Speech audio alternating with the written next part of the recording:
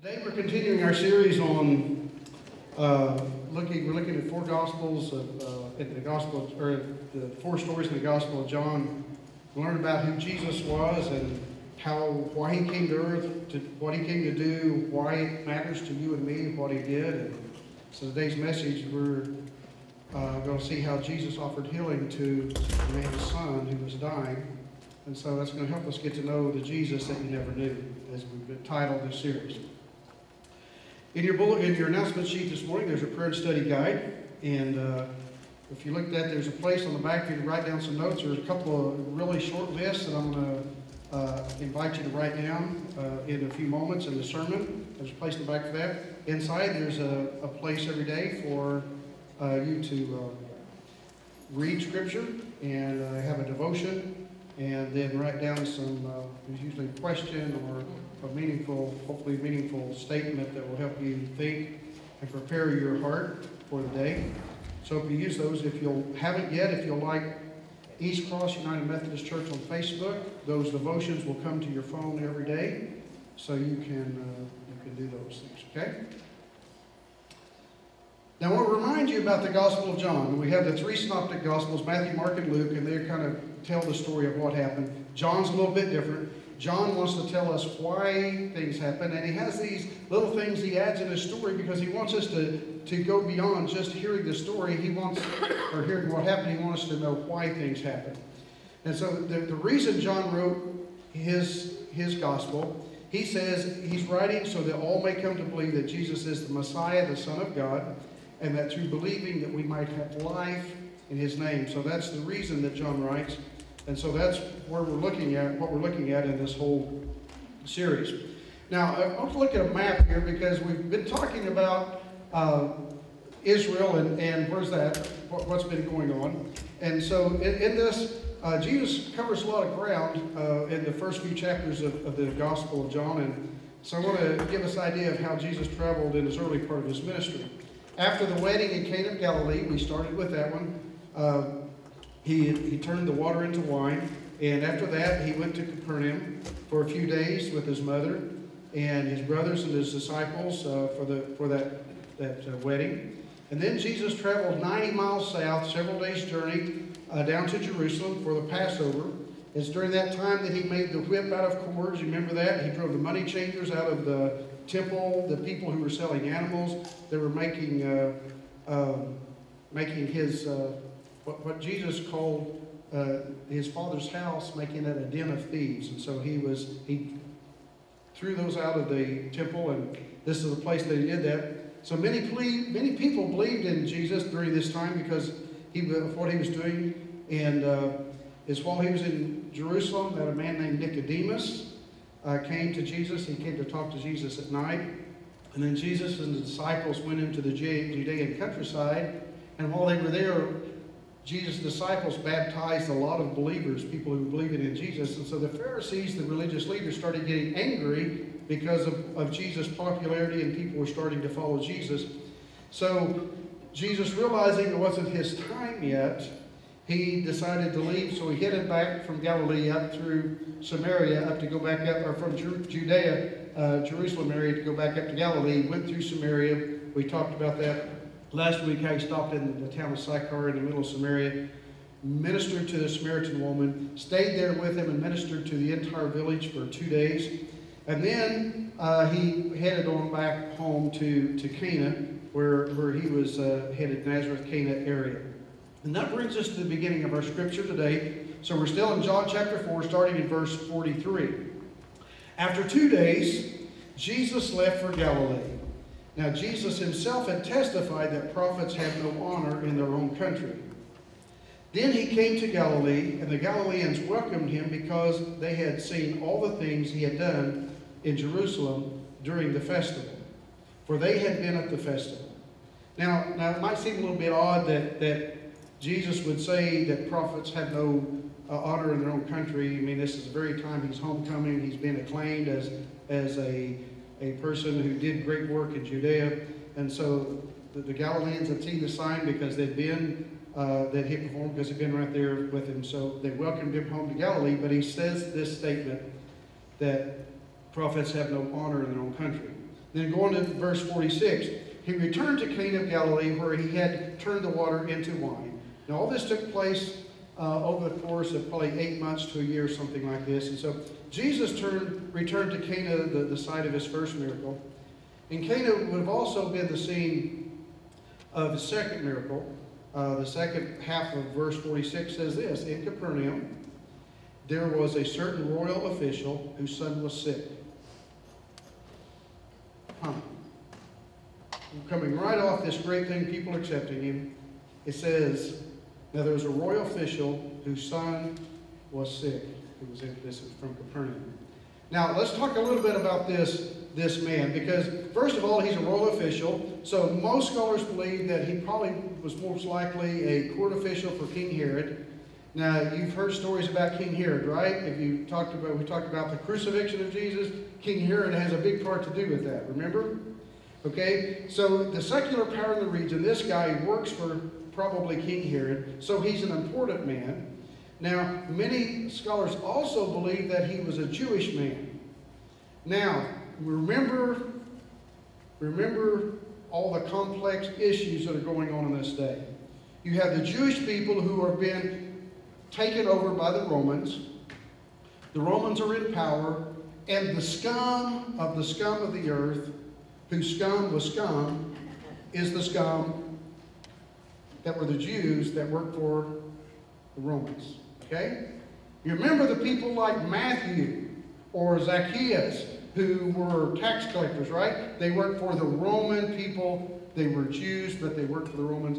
They were completely outside of anyone's love and consideration as far as the Jewish people go. Except for maybe his mama. His mama might have still loved him. But she would have been the only person in this country that would have still liked him if what the scholars believe is true.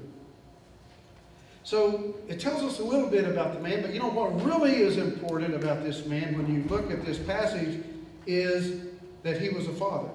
This man was a father. He is the father of a son who is so sick that he's going to die. Is what we find out. So how many of you have known somebody whose child got sick once? Everybody here, right? There's no way around that. So we can all relate to this. Maybe not sick to death, but yeah, there's something about loving parents, and that's this. Loving parents will go to any length to do whatever they can for their children, right? We talk about that a lot. We'll do anything. We'll go to any length. Matter of fact, it's hard to know when to stop. It's hard to know when to go. We talk about this a lot in different class settings and different lesson type things. We try to learn how to best help our children be the best people they can be, and go and assist and help without enabling them to not do things for themselves, and finding that right level of, the right. It's hard. Let me kind of stop for a minute and tell you a story. There was a young boy that was born into the church family, the last church I was at in Yukon, and he had a disease that affected his lungs, where his lungs wouldn't take in the oxygen very well, and it also his intestines wouldn't absorb the nutrients from the food, and so as a young baby, he went through surgery after surgery, and his mom never went home. I think, they may even had a shower there. I know she showered. I assume she did. She never did stink when I went, but anyway, that was not in my notes. You know what I'm talking about, right? You do whatever you can. You're there every second you can to be with your children. And so she was there through every surgery. She was there feeding this little baby, this little boy. She was changing his diaper. She was holding him when she could, when he wasn't laying there strapped down to something because of the surgeries. And she was praying. She was crying. She was loving. She would do anything in the world for her son. Anything in the world. And she did. I mean, she was a great mama. I think that's what this dad is doing in this passage.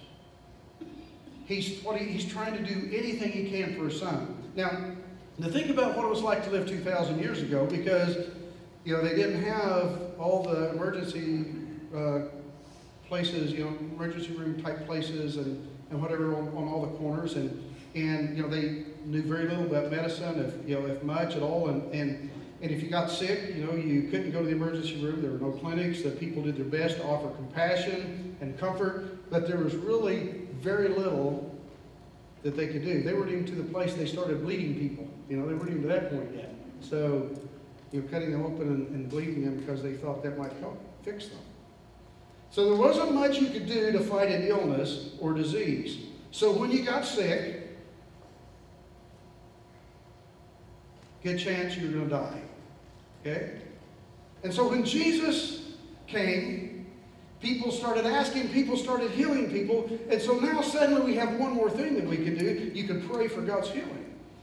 So go to with me to verse 47, because here we find that he says, when this man heard that Jesus had come from Judea to Galilee, he went and begged him to come down and heal his son, for he was at the point of death. Now, if you look at the map again, this is a little bit different. You can see Capernaum is over on the edge of the Sea of Galilee, and Cana is over to the left of there, to the west of there, just a little bit south. And so that would have been about 2 days' journey to get back and forth between their walking, a little bit less if you had a horse. But they would go back and forth. This kind of mountainous region, and you'd go from up here, Cana was up in the mountainous area down to Capernaum, which would be down on the shore of the Sea of Galilee. So it would take a little bit of time to get there. And here's the thing: the guy could have sent a servant to do the work. I mean, he's an official. He has servants. He has people that does the same. But instead of that, he made the journey himself. He found Jesus, and he begged him to come and heal his son. Now, I always wondered when I read this story, I wondered why he didn't just send a servant, and that way he could go ahead about his business, send a servant, and ask Jesus to come. But here's the deal. When you're the servant, and you ask somebody to do something, and they say no, you might accept that answer. If you're the mama, right, or you're the daddy of a very sick child, and this is the only hope for life that you have for your child, you're not going to take no very, very easily, right? Would a servant beg? I don't know. Maybe not. But the daddy will. Mama will, right?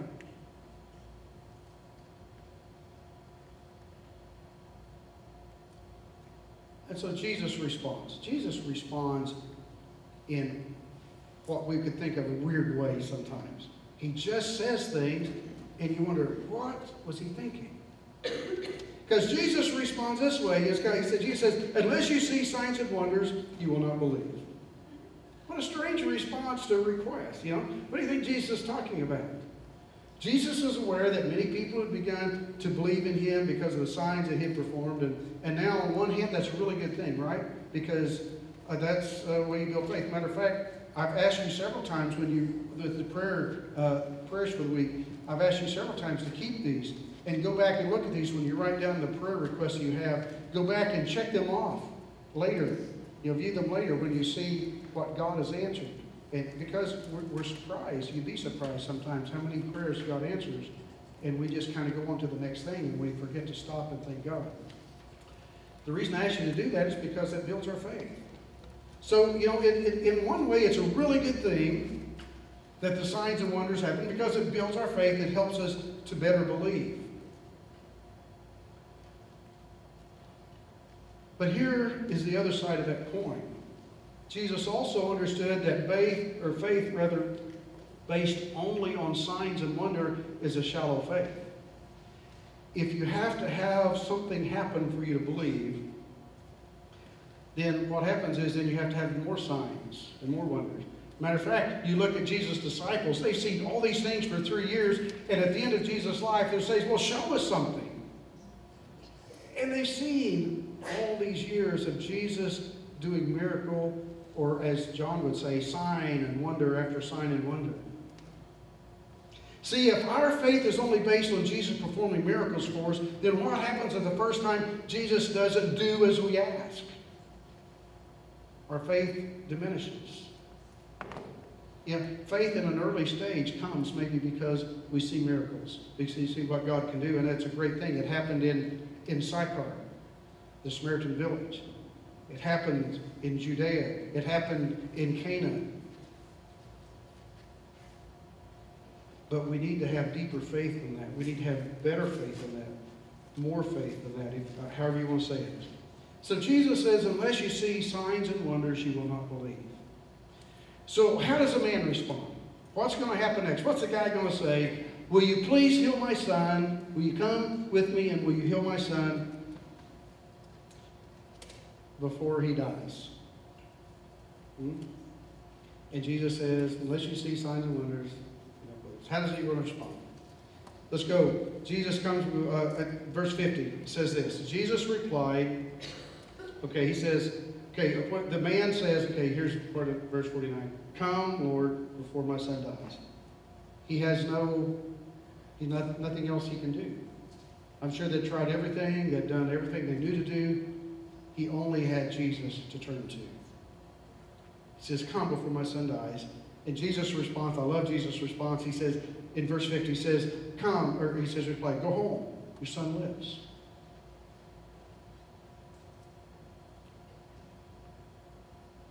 The man at this point didn't ask for proof of his authority.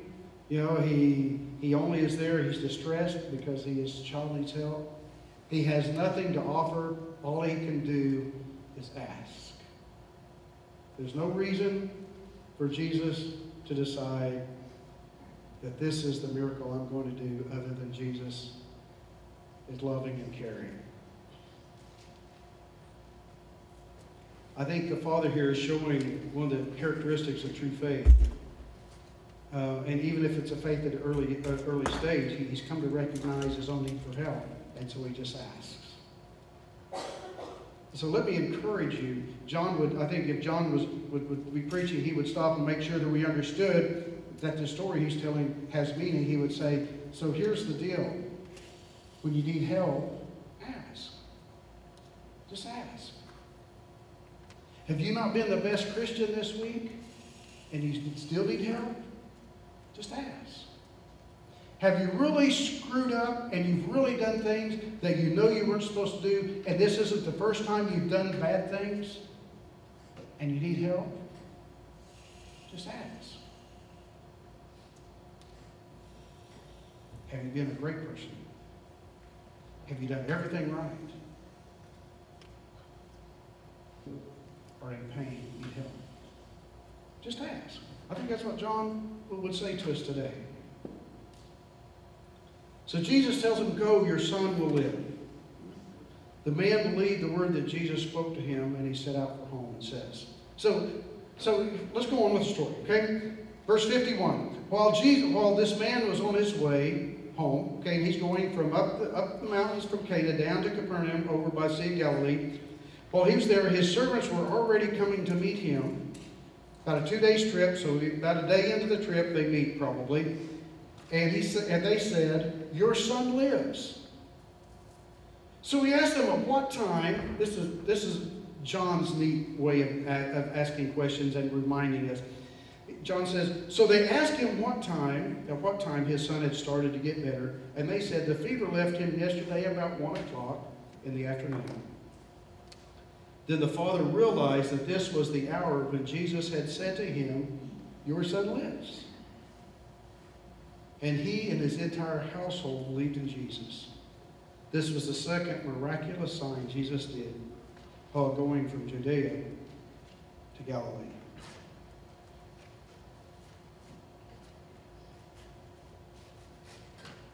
A story with a happy ending. I love those. Now, not all stories have happy endings, but I love it when it happens, right? And so Jesus provided, I guess, happy endings for this. And so I think there are two reasons that this story has a happy ending. First is that Jesus healed the man's son. I mean, if you're the parent and your child is healed, man, that's good news. It doesn't matter what else happens in life, your life is better suddenly. The second reason, I think, is that the man and his entire household came to believe.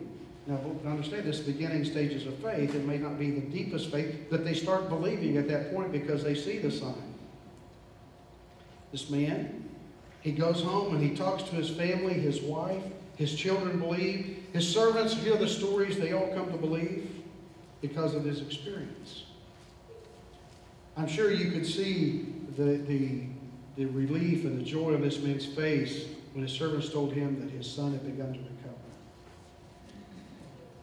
And then when he asked and they found out that it was the exact same time that Jesus said, your son lives, just the thrill that he must have had. Like the Samaritan woman, when this man came to believe in Jesus, he helped the people in his family to come to believe in Jesus. And so often that's how God works through us, to draw people closer to faith in Christ, is that. So there are a couple of sets of things, and I told you I wanted you to write some things down here a little bit later. So this is the time when there's a couple of things, or three things, that I want us to do. The John is writing the thing. When John writes, he's saying, okay, so what do people need to learn from this? So this is what the question we're going to ask. What does this story teach us about Jesus? Here's the first thing. First, it teaches us that Jesus wants us to grow to believe in him in ways that are not dependent on his ability to perform signs and miracles. Now, in the Gospel of John, Jesus performs these miracles, and he calls them signs so that people will believe. But John also wants us to understand that they are not the sole basis why we believe in Jesus. The answer that Jesus gives, the strange answer that Jesus gave. Jesus wants us to move past just believing because we've seen something great. Jesus wants us to move to the point that we believe in him because he is the Son of God who has come to offer the world grace and forgiveness and salvation and eternal life. John wants us to mature and to grow to the place that we believe in Jesus, and that our belief in him is more about who Jesus is than it is about the signs and the miracles that he performs. They're really important too, don't they? I've prayed thousands of times and still do. That's the first thing. Second thing. The second thing I think this story teaches us is that Jesus has the power to heal as well as having the power over life and death. When you read your daily devotions this week in the prayer and study guide, there will be 7 instances where Jesus heals, and 2 occasions where Jesus raised people from the dead. So it's a time to build our faith as we see the difference that Jesus made in these people's lives. So let me say it again. Jesus has the power to heal as well as having the power over life and death. And that gives us hope when we're facing sickness, disease, and death. The third thing I think that John wants us to learn about Jesus is that Jesus' power to heal is not limited by space nor time. Jesus is the Word of God made flesh. And he's able to speak healing and life into different situations. He speaks them into existence. And so this is not the only time that Jesus healed somebody that wasn't in the very close vicinity to where he was at. This was wasn't the first time that Jesus healed someone before and at the same time did not go and see that person. Sometimes he did go see the sick person and he did minister to that person in those times, but other times he just spoke healing from a distance. I think it shows us that Jesus' healing ministry is not limited by space or time, and we're never too far away that we can't be reached. We pray for missionaries. We have people who do missions around the world, and we pray for them, and God can reach them and touch them whatever country they're in. This is going to come as a shock, and so kind of hold on to your seat, but the United States is not the center of the world. It is our world, but it's not of God's world. And so God knows all the spaces, all the space, and God will minister. And so we can pray for people wherever they're at, and God ministers them. He's not going into another country to reach them. That is his country, okay? It reminds me of what Jesus said to his disciples, where 2 or 3 are gathered in my name, I'm there in the midst. And so when we pray for people, and that idea of us praying together, that's another reason. I know I talk and have talked for now about 4 or 5 years about small groups, and I've told you how important small groups are. And this is one of the things we do in small groups. We have needs, and we pray for those needs. And when we come together and we agree on those things, it's a powerful time of prayer. Now, I want to share a story because we have a family in our church. This family came to the church about, several years ago, probably 10 years ago. They were Methodists and they moved to Bartlesville. And they went to, I think there's another Methodist church in town. And so they went to that church and they didn't really fit them. And so they came to East Cross and tried out East Cross, and they came 3 weeks. And guess how many people talked to them and welcomed them to East Cross in those 3 weeks they were here? 0. Right here. Okay? I happen to know these people, and so they were reading the paper one day about 5.5 years ago and saw my name in the paper and said, I think I know them. And so they came to church, and or probably 4 or 5 years ago, maybe 4 years ago. And they saw our name and they knew us, and so they came back. And you know what happened this time when they came in the doors? People welcomed them. People talked to them. It's hard for me to get to them because you were welcoming them. That's awesome, guys. What a great change. The person beside you in front of you, pat them on the back and say, attaboy, attagirl, whichever is right thing, okay? Do that because we've done much better at that.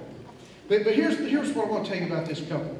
This couple, because they started coming to church so late in life, they're quite an older couple, and because they have such physical ailments and things, one of the things that they did was they're not able physically to be a part of a small group and come to worship both at the same time. They just don't have that much stamina to do that. So because they came at such a late time, they do that. Okay, so one day this past week, I think it might have been Wednesday, I was on my way to the church. I was on my bike, and I was trying to find every curve there was in Bartlesville to ride around, and I did find a few. And I was getting ready to come to church. This couple just hit my brain and said, Jeff, go by there. And so I just tooled around instead of coming to church early that morning. I pulled into these people's driveway and went up and knocked on the door. And this gentleman, they hadn't been here for like 6 months. I've been by to see him a time or two, but they hadn't been in church for 6 months, and so I just stopped by to see him. And this man was mad. He was irritated. I said, what's going on? And he said, you know how many people have come to see me from your church? Now, they're members. But from your church? And I said, this many right here. He said, exactly. So I didn't even think I ever want to go back.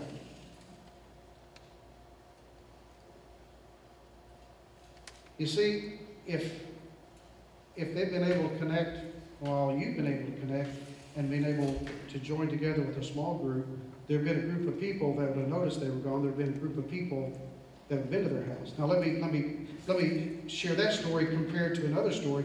We have another story of a person who died, and right before they died, I went to that Sunday school class, that small group, and I said, hey, we got a person here who's really sick that's of your class, and we need to make sure we take care of them. I'm trying to help them be a good small group. Well, they turned around and told me how many times they'd been there that week. You see the difference? When we pull together, it's not only just calling out in Jesus' name, it's us helping each other. I'll go back to my sermon. Guys, we're important to each other. We need each other. And God has made us so that we can be a part with each other. So that's my 2 cents worth. Just become a part of a small group. It's how we best do ministry with one another. 3 things that John wants us to understand about Jesus is Jesus wants us to grow to the point that we can believe without having to have miraculous signs. Because if you don't ever grow past that, then you always have to have another sign. And if we ever get to the point that Jesus doesn't perform for us, then our faith is shattered. The second is that Jesus has the power to heal, and he has the power over life and death. Third thing is that Jesus' power is not limited by time or space, and so we can pray for people that's not in the same room. Okay? Jesus answers prayer. Okay, the second short list that I want us would like you to write down if you're writing things down today, is how do we respond? We know who Jesus is. We're learning more about Jesus. How do we respond to this story? And so I want to invite us to respond to this story in two ways. First is by intercessory prayer. Intercessory prayer is a prayer when we petition on behalf of someone else. Okay? Now, how many, will you raise your hand if you've ever prayed for somebody else? Everybody in the room, right? Okay, so you've done intercessory prayer. Okay? So you don't have to know a secret password or a secret handshake or some kind of knowledge that they'll kill you if you let anybody else know. You don't have to do that to do intercessory prayer. It's praying for somebody else, okay? So we've done that, and we know how to do that. And so there's this man who's this father, and he come and ask for Jesus. He intercedes for his son. And so when we engage in intercessory prayer, we're bringing people to the Lord. Now, don't think that when you pray for somebody, that God is there, and he says, and we say, God, be with so-and-so because they're sick, and God says, oh, I missed that one, thank you. And he writes it on his list. Don't think that's happening, because God already knows.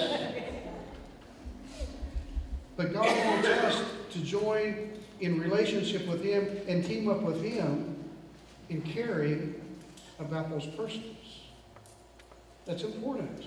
That's the way God made us. He wants us to be in relationship with others. He wants us to intercede or to petition for other people. I tell you what, if you are part of the Tuesday, if you're not part of the Tuesday prayer group, we have several that are. If you're not a part of that, that's a great time on Tuesday afternoons. But here's what I found about the people who are on intercessory prayer teams. They grow to be the most loving people almost always in the church. Often they do. Because they're interceding. They always have these other people in their minds and their hearts. So I want to invite you to commit to prayer for the people on the prayer list. On your announcement sheet, when you look at it, if you turn to your announcement sheet over in the back, every week there's a list of people. There's a lot of people here who could use our help. Okay, the very first one, Becca Luke. While we were Chad was doing a memorial service here at the church yesterday, she passed away, and I ran over there. So Becca Luke no longer needs our prayer. She's with God. But pray for her parents. She's 21 years old. And she was under hospice care for months. You know, they had the wreck when she was 9 years old, and she's been totally disabled physically for 12 years. You know, pray for her parents. Can you imagine her mom who's taken 24-hour care of her for 12 years? What does she do with herself? Her dad, who also had to go and work and had a tough time dealing with these issues sometimes, like us men do, and go and do other things. You know, the issues that he has with dealing with his daughter's dad. Go down to the list. There's people there to pray for. So I'm going to encourage you to intercede for others. The second thing I'd like to do is to invite you to how to respond is by the laying on of hands. Now, laying on of hands, sometimes I think we as Methodists think that's one of those Pentecostal things or charismatic things, right? But you know, it's really not. It's really not. Because it's a simple, I think the reason we lay hands on people a lot of times is because we need to make contact. It's a place that we make contact. So, I'm going to pick on you. Okay? We have a young man. Good answer? Young man? Yeah. Young man who is has a big job that he works at, does a lot of work. And right now he's also involved as heading up a team trying to raise enough funds so that they can finish the Ray of Hope, who ministers to sexually abused children, helps them through that process. One of the best ministries you can do. And you've been a part of helping that ministry because as a congregation, we gave the Ray of Hope the Grace Upward building. But there's a lot of work that needs to go there. And so this young man here has been chosen to kind of lead the team to raise the money that needs to do that. And so you have a need. Maybe it's not your personal need, but you have a need because you have something on your heart that's very important. And so I'm just going to lay my hand on your shoulder, and I want to pray for you that God will help you with that, okay?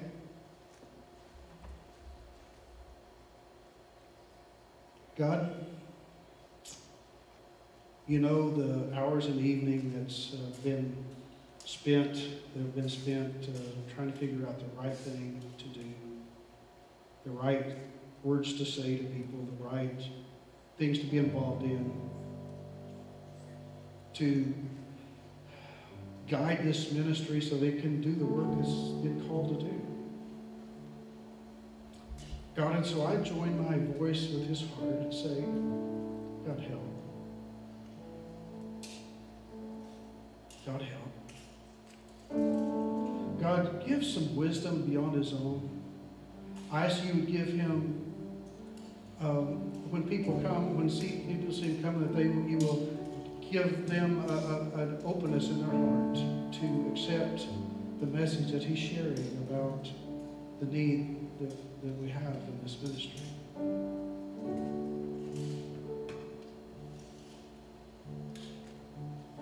God, give him your guidance beyond his own.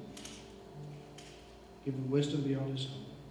And give him favor, even more than he has on his own, with those who can bless your people in this ministry. In Christ's name, amen.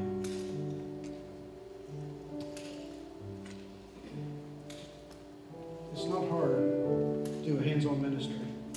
And sometimes we just need a point of contact. I'll remember my prayer for you today because I made that contact more than I would have if I would just be doing it when we work together. And I have prayed for you when we work together.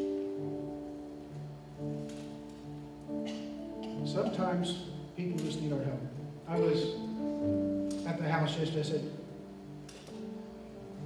Chad was here doing the memorial service, and I ran over to the Loop's house. Becky's body was still in the bed, did not take her yet. And I went over there, and Mom opened the door and just lost it. Again, I'm assuming. I hugged her probably for 3 or 4 minutes while she just sobbed, quietly praying. I didn't have any words of wisdom. I didn't go in and pray for God to raise Becca from the dead. I just was there. There was a touch. And what I'm telling you is I didn't do anything other than be there. Okay, is what I'm saying? That God can use you to be there. Sometimes just the laying on of hands of touching can be a ministry. Don't do it inappropriately. You're smart enough to know that.